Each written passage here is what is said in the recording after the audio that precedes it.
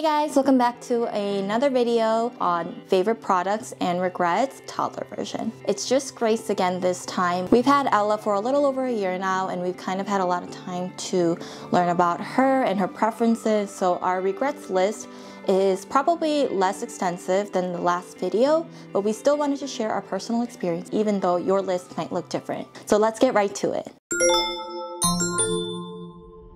The first thing we'll talk about on our favorites list are shoes.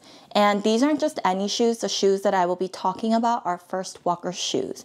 And specifically, our favorite that we've been using with Ella is the Sekai Runs. Toddlers should be wearing first walker shoes until they're about 18 months of age. And this is because it helps with balance and to strengthen the muscles in the foot and ankle that's necessary for developing the arches of the foot.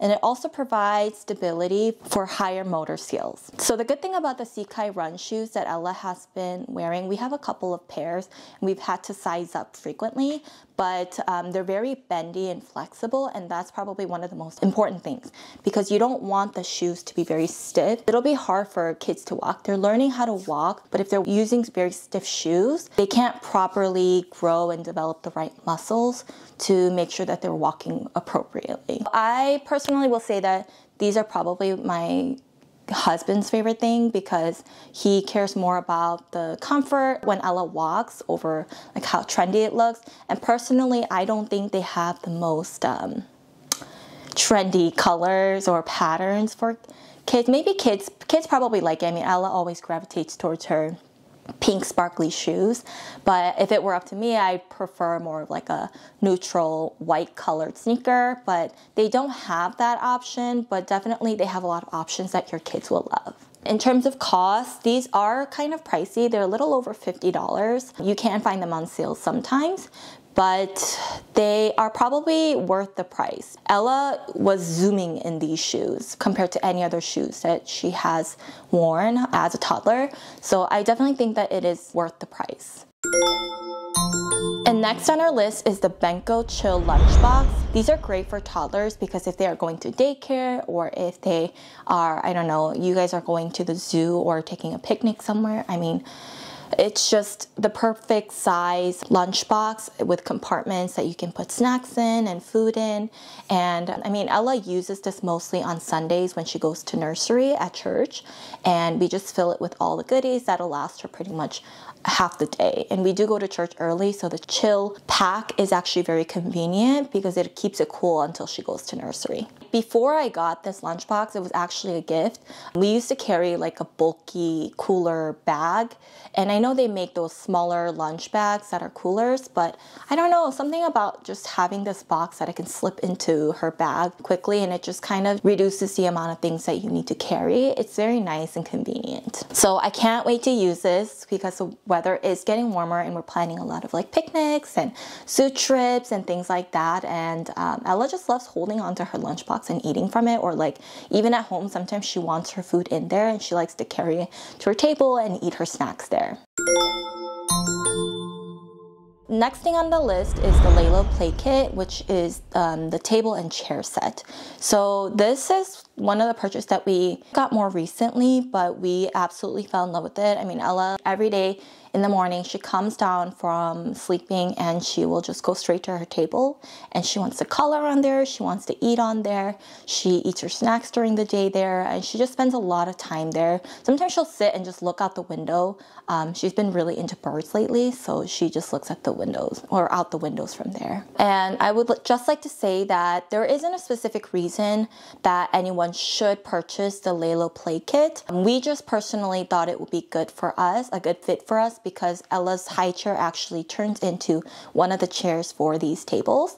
So that's just the reason why we got it, but there are so many options out there that are equally great. So I recommend doing some research and finding something that'll be a good fit for you and your family.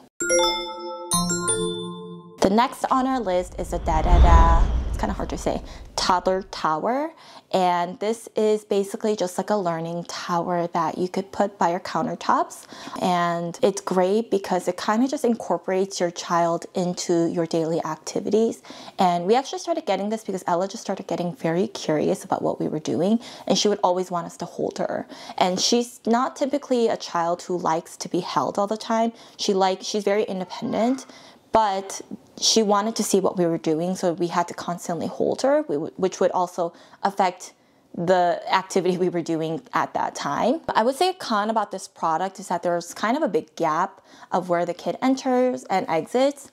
So it's in the back, so if they're throwing a tantrum or they lose their balance, they could easily slip out. But we just made sure to kind of train Ella how to use this product before we fully let her do it on her own. And we just always made sure to protect her from behind and help her up and down until she was able to do it fully independently. And last but not least on our list is our Nugget Couch. And we actually have 2 of these sets because my husband loves making forts for Ella, and she's a very active child, so she has a lot of fun doing that. I would say that you don't need this immediately, but we actually got our Nugget Couches around the time when Ella started cruising and was trying to walk, just to kind of help prepare her for things, and also just to have some extra cushion. We would kind of just spread it out all on the floor so that she could kind of just crawl around and explore and things like that. But now I think that this product is actually perfect for her age group because she is walking, she loves to jump on these, she loves the forts we build, and we don't always have to go out. When her dad is home, she just loves spending time with him, building these forts and kind of just going through as if it's a maze. So it is a very great product that we highly recommend. Now we are done with our favorites list. We are going to go on to our regrets list. The first thing on our regrets list is the Nanit baby monitor, and this might be surprising because this is actually one of the products that we talked about previously about how much we loved it, but I feel like we honestly stopped really using the Nanit pretty early on, and we kind of just stuck to our Eufy baby monitor. Eufy baby monitor is still what we use to this day. I mean, we can take it around when we travel and it's portable, but the problem with the Nanit is that because it's an app that you download and it's a program that's constantly running when you have it on, it just drains your batteries on whatever device you're using.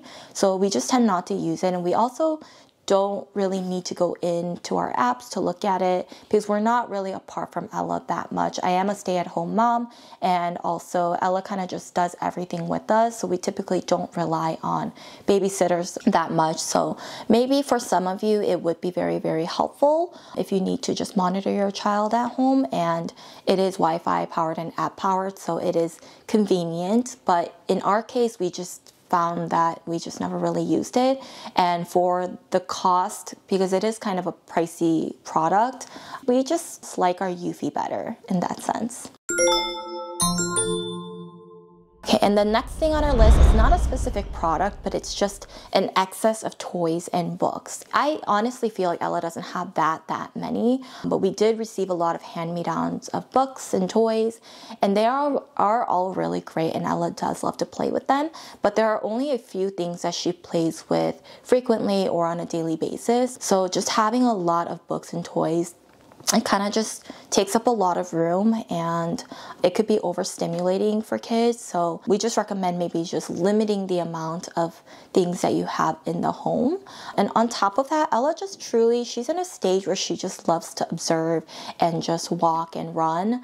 She's very active, so on a daily basis, she's mostly just doing laundry with me or watching me cook, or she's coloring or things like that. She goes grocery shopping with us, which she loves to do. She just likes to do daily activities with us, and we've truly learned to just try and incorporate Ella into our lives. She only plays with the toys, I would say, when other people are over or other kids are over. But besides that, she probably just does not really look for her toys.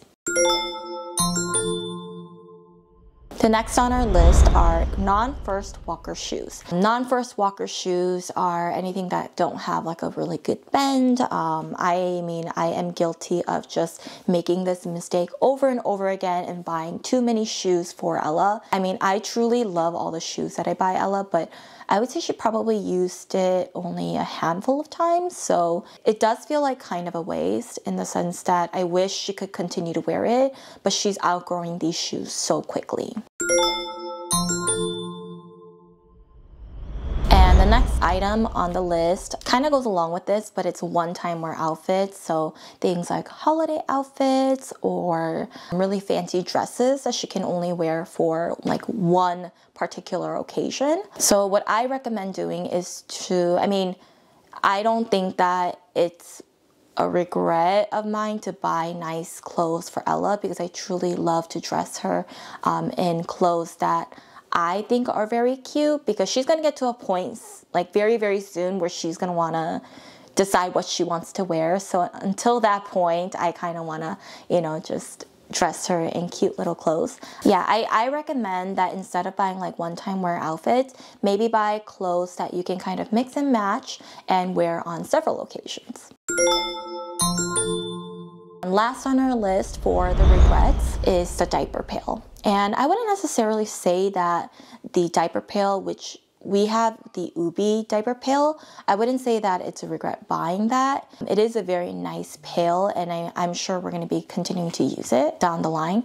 But I will say that there are a lot more affordable options that can also convert to a normal trash bin that you can use after your kids have grown up. And these are probably just as good, because honestly, the moment that Ella started full on eating solids, we could no longer throw her poopy diapers in the diaper pail because it would just stink it up. We have a smaller pail in the garage that we throw her poopy diapers in every time she poops. It is not as convenient, but I will say they don't have poopy diapers as frequently as when they're infants. So yeah, I think honestly, whatever diaper pail you guys choose is probably great.